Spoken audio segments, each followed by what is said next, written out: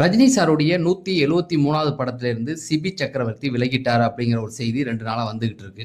இதுக்கு முன்னாடி சுந்தர் சி தான் இயக்குனரா தேர்வு செய்யப்பட்டாரு. அவரும் இந்த படத்துல இருந்து விலகிட்டார் அப்படிங்கிற ஒரு செய்தி வந்துதான் சிபி சக்கரவர்த்தி உள்ள வந்தாரு. இப்ப அவரும் விலகிட்டாரு, ரஜினி சார் அவரை மிரட்டினதா ஒரு செய்தி வந்துகிட்டு இருக்கு. இதோடைய உண்மைத்தன்மை என்ன அப்படிங்கிறது தான் இந்த வீடியோல பேச போறோம். சினிமா செய்திகளை தெரிஞ்சுக்க நம்ம சேனலை சப்ஸ்கிரைப் பண்ணிருங்க. ஃபர்ஸ்ட் எடுத்த உடனே ரஜினி சார் 173வது படம் இதை தன்னுடைய நண்பர் கமலஹாசனுக்காக ரஜினி சார் பண்றாரு. கமலஹாசன் அவர்கள் பாத்தீங்கன்னா கொஞ்சம் நஷ்டத்துல இருக்காரு, அதனால அவருக்கு நான் உதவுறேன் அப்படிங்கிற மாதிரி தான் செய்திகள் வந்துகிட்டு இருந்தது. ஆனா கமல் சாருக்கு என்ன நஷ்டம் அப்படிங்கிறது நமக்கு தெரியல. மேபி சினிமா இல்லாம வேறு சில விஷயங்கள்ல அவருக்கு நஷ்டங்கள் வந்திருக்கலாம். இதனால அவருக்கு அவர் சம்பளம் கேட்கவே இல்லை. நீங்க இவ்வளவு சம்பளம் கொடுங்க அப்படின்னு சொல்லி அவர் கேட்கல. படம் ரிலீஸுக்கு அப்புறமேட்டுக்கு ஒரு பர்சன்டேஜ் உங்களால் விருப்பப்பட்ட தொகையை நீங்க கொடுக்கலாம் அப்படிங்கிற ஒரு உரிமையை கமலஹாசனுக்கு தன்னுடைய நண்பருக்கு ரஜினி சார் வழங்கியிருந்தார். அதன்படி பாத்தீங்கன்னா இந்த படத்துல முதல் இயக்குனரா சுந்தர் சி வராரு. சுந்தர் சிக்கு நிறைய பிரஷர் கொடுக்கப்பட்டதா சொல்லப்படுது. அதனால அவர் என்ன சொல்லிட்டார் அப்படின்னா, தன்னுடைய மனைவி குஷ்பு கிட்ட சொல்லி நான் இந்த படத்துல இருந்து விலகுறேன்னு ஒரு லெட்டர் கொடுத்துட்டார். அதாவது 2 மாபெரும் நடிகர்கள், அவர்களை அவமானப்படுத்த எனக்கு மனமில்லை அப்படிங்கிறது தான் சொல்லியிருந்தார்.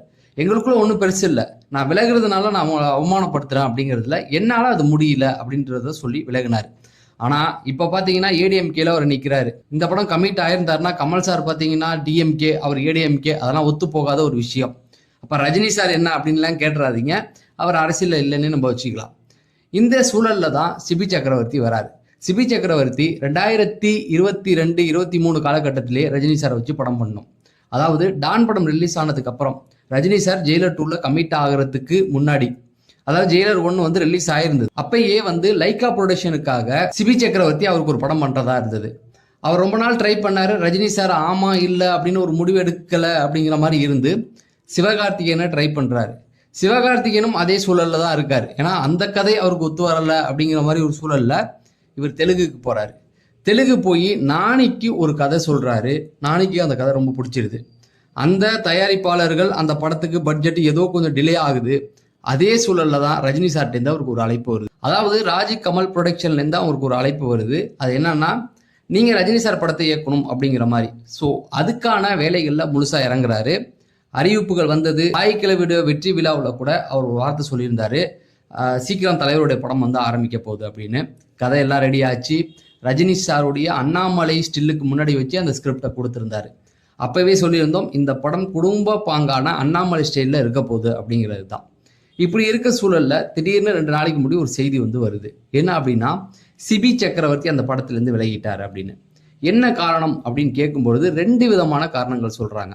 முதல் காரணம் என்ன அப்படின்னு பார்த்தீங்கன்னா, ரஜினி சார் துரைந்தர் படம் பார்த்துருக்காரு. அந்த 2 பாட்டுமே அவருக்கு பிடிச்சிருக்கு. அதனால சிபி சக்கரவர்த்தியை கூப்பிட்டு கதையை அந்த மாதிரி மாத்து அப்படின்னு சொல்லியிருக்காராம். அப்படி மாத்தினாதான் உனக்கு நான் வாய்ப்பு தருவேன், இல்லைன்னா கண்டிப்பா கிடையாது அப்படின்னு சொன்னனால சிபி சக்கரவர்த்தியால அந்த மாதிரி ஒரு கதையை ரெடி பண்ண முடியாதனால, சார் நான் இந்த படத்துல இருந்து விலகிக்கிறேன் அப்படின்னு சொன்னதா ஒரு பெரிய கடப்பாறையை தூக்கி போட்டிருக்காங்க. ஏடா புது கடப்பாறையா இருக்குது அப்படின்ற மாதிரி தான் இருக்கு. ஏன்னா ரஜினி சார் அந்த மாதிரி ஒரு ஆள் கிடையாது. சிபி சக்கரவர்த்தியோடைய திறமை என்னன்னு அவருக்கு தெரியும். டான் படம் பார்த்திருப்பாரு. சிபி சக்கரவர்த்தி ஒரு கதை சொல்லும் பொழுது அவருடைய டேலண்ட் என்ன, எந்த மாதிரியான ஒரு சப்ஜெக்ட் அவர் எடுப்பாருங்கிறத அவர் புரிஞ்சிருப்பாரு. அப்பேற்பட்டவரை கூப்பிட்டு, தம்பி நீ துரைந்தர் மாதிரி ஒரு படம் பண்ணு அப்படின்னு சொல்ற அளவுக்கு அவர் ஒன்றும் அந்த அளவுக்கு சினிமா நாலேஜ் இல்லாதவர் இல்லை. உண்மையிலேயே ரஜினி சாருக்கு துரைந்தர் மாதிரியான ஒரு படம் வேணும்னா அந்த இயக்குனரையே கூப்பிட்டு படம் பண்ற அளவுக்கு அவருக்கு செல்வாக்கு இருக்கு. அதனால சிபி சக்கரவர்த்திட்ட அவர் அப்படி பேசியிருக்க மாட்டாரு. இப்ப எவனோ ஒரு புது கடப்பாறையை கொண்டாந்து நடுவில் போட்டிருக்கான்றது தான். ஸோ இன்னொரு காரணம் என்ன அப்படின்னு பார்த்தீங்கன்னா, ரஜினி சார் சிபி சக்கரவர்த்தி நானியை வச்சு படம் பண்றதா இருந்தது இல்லையா. அப்படி படம் பண்ணும்போது அந்த கதையை ரெடி பண்றதுக்காக அவர் இந்த கதை எழுதுறதுக்காக ஒரு செலவு பண்ணுவாங்க. ஹோட்டல்ல ரூம் போட்டு தரது, வெளியூருக்கு அனுப்பி விடுறது, கதை எழுதிட்டு வாங்கன்னு அப்படியெல்லாம் செலவு பண்ணுவாங்க. அந்த தொகையை கேட்டிருக்காங்க. ஏன்னா நீ எங்க படத்தை பண்ணல, விலகிட்ட, ரஜினி சார் படத்துக்கு போற, அப்ப நாங்க தானே உனக்கு நீ கதை யோசிக்கிறதுக்கு ரூம் போட்டு கொடுத்தது, நீ ஃபாரின் போறதுக்கு மற்ற செலவுகள்லாம் அந்த ப்ரொடக்ஷன் தான் ஏற்றிருக்கோம். ரூமு, சாப்பாடு எல்லாமே, கார்ல போறது வர்றது, ஃப்ளைட்டு செலவு எல்லாமே அதை திருப்பி கொடு அப்படின்னும் பொழுது வட்டியோட கேட்குறாங்க. வட்டியோட கேட்கும்போது அது கோடி கணக்க தொடுது அப்படிங்கிற மாதிரி சொல்றாங்க. அப்ப சிபி சக்கரவர்த்தி என்ன சொல்லியிருக்காரு, என்னால கோடியெல்லாம் கொடுக்க முடியாது, நான் பாதி தொகை வேணா தரேன் அப்படின்னு சொல்லும் பொழுது தயாரிப்பு நிறுவனம் என்ன சொல்லியிருக்காங்கன்னா, அதெல்லாம் வேணாம், இப்ப நீ ரஜினி சாரை வச்சு படம் பண்றீங்க, அந்த படத்துல ஒரு தயாரிப்பாளரை எங்களுக்கு சேர்த்து விடுங்க அப்படின்னு சொல்லி கேட்டிருக்காங்க. சிபி சக்கரவர்த்தி கமல் சார்கிட்ட போய் இதை சொல்லியிருக்காரு, இப்படி ஒரு பிரச்சனை வந்திருக்கு சார் அப்படின்னும் போது கமல் சார் முடியாது, ஏன்னா நானே ரஜினி சாரை வச்சு என்னுடைய கஷ்டத்துக்காக படம் பண்றேன், இன்னொரு தயாரிப்பாளர்லாம் கொண்டு வர முடியாது அப்படின்னு சொல்லி ஒரு விவாதம் போயிருக்கும் பொழுது, சரி இவர் நம்ம படத்துக்குள்ள வந்தனால தானே இவ்வளவு பிரச்சனை, இவரை அனுப்பிடலாம் அப்படிங்கிற மாதிரி ஒரு செய்திகள் வருது. அடுத்தது 3வது செய்தி என்ன அப்படின்னு பார்த்தீங்கன்னா, அஸ்வத் மாரிமுத்து சமீபத்தில் ஒரு இன்டர்வியூ கொடுத்தாரு, ரஜினி சாரை சந்திச்சிருக்காரு, ஒரு கதை சொல்லியிருக்காரு, ரஜினி சாருக்கு அதை பிடிச்சிருக்கு, ரஜினி சார் வந்து அவரை பாராட்டியிருக்காரு. அந்த பாராட்டின விஷயங்களை யூடியூப் சேனல்ல ஒரு வீடியோவை போடுறாரு. அப்ப அதை பார்த்துட்டு சிலர் என்ன சொல்றாங்கன்னா, ரஜினி சாருக்கு சிபி சக்கரவர்த்தி சொன்ன கதையை விட அஸ்வத் மாரிமுத்து சொன்ன கதை ரொம்ப பிடிச்சிருக்கு, ரொம்ப கமர்ஷியலா கொண்டு போயிருக்காரு, ஃபேமிலி சென்டிமெண்ட் எல்லாம் இருந்தாலும் ரஜினி சாருக்கு பிடிச்ச பாணியிலே அது இருக்கு, அதனால அவரை வச்சு அந்த படத்தை வந்து தொடங்கலான்னு ரஜினி சார் கமல் சார்கிட்ட சொல்லி ஓகே அந்த படத்தை ஆரம்பிக்கலாம், அப்ப சிபி சக்கரவர்த்தி கொஞ்சம் வெயிட் பண்ண வைக்கலாமா, இந்த படத்துக்கு அவர் வேணாம் அப்படின்னு ஒரு முடிவு எடுத்ததா சொல்றாங்க. ரஜினி சார் அந்த மாதிரியான ஒரு கேரக்டர் உள்ள மனிதரே கிடையாது. ஏன்னா ஒரு இயக்குனரை புக் பண்ணதுக்கு அப்புறம் அவரை வந்து வெளியில போகணும்னா அவர் சொல்ல போறது கிடையாது. ஏன்னா இதுக்கு முன்னாடி நெல்சனுக்கு இப்படி ஒரு பிரச்சனை வந்தது.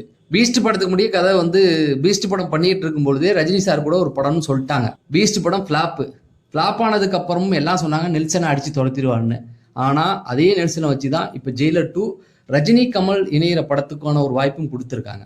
அதனால ஒருத்தர் வந்து ஸ்கிரிப்ட் ரெடி ஆகி அடுத்த 23ஆம் தேதி ஷூட்டிங், எலெக்ஷன்றதுனால தள்ளி வச்சிருக்காங்க, இந்த மாசம் எண்ட்ல போற ஒரு ஷூட்டிங்கை வந்து அஸ்வத் மாரிமுத்து வந்து ஒரு நல்ல கதை சொல்லிட்டாரு அப்படிங்கிறதுக்காக இவர் அடிச்சதுல துரத்துற ஒரு ஆள் கிடையாது அப்படிங்கிறது எல்லாருக்குமே தெரியும். சரிங்க, அப்ப என்னதான் நடந்துகிட்டு இருக்கு அப்படின்னு கேட்டீங்கன்னா, இப்ப வந்த எல்லா செய்திகளுமே வதந்திகள் தான். அதாவது எலெக்ஷனுக்காக இந்த படத்தை கொஞ்சம் நிறுத்தி வைக்கிறாங்க, இந்த எலெக்ஷன் முடிக்கட்டும், அது இல்லாம இந்த விஜய் சாருடைய ஜனநாயகன் பஞ்சாயத்து இந்த மாதிரியான விஷயங்கள்லாம் கொஞ்சம் போயிட்டு இருக்கு. அதனால என்னன்னா இந்த எலெக்ஷன் முடியட்டும், எலெக்ஷனுக்கு அப்புறம் அதாவது ஒரு 10-15 நாளைக்கு அப்புறமேட்டுக்கு இந்த படத்தை ஸ்டார்ட் பண்ணலாம். கொஞ்சம் டிலே ஆயிருக்கு. ஏன் டிலே ஆகுது அப்படின்னா, கமல் சார் இந்த எலெக்ஷன் ஒர்க்ல பிஸியா இருந்தனால அடுத்து உடனே வந்து அவர் வந்து சில விஷயங்கள் வந்து பண்ண முடியல, அதுக்காக கொஞ்சம் டைம் கேட்டிருக்காங்க. எலெக்ஷன் முடிச்சுட்டு பிரச்சாரம்லாம் முடிச்சுட்டு கமல் சார் வந்து ஒரு சில, அதாவது அவர் தானே ப்ரொடியூசர், பணத்துக்கு ஏதோ ஒரு சில விஷயங்கள் இருக்கும், அதுக்காக கொஞ்சம் டைம் எடுத்துக்கணும்னு சொல்லி ஒரு 10 நாள் டைம் எடுக்க போறாங்களாம். இதுதான் நடந்திருக்கு.